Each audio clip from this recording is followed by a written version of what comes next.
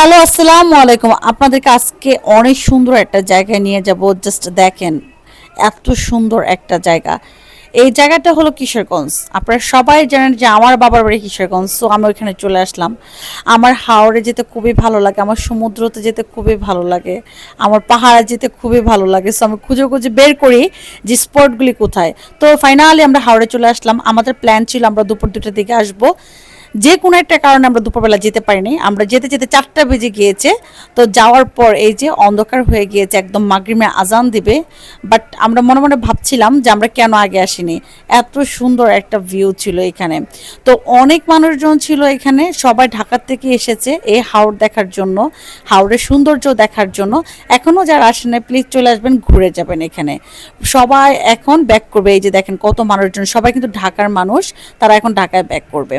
মানে আকাশের ভিউটা জাস্ট দেখেন, মনে হচ্ছে আকাশের কালারটা মানে পানির উপর পড়েছে, একদম পুরা নীল লাগছে আর এত ভালো লাগছে।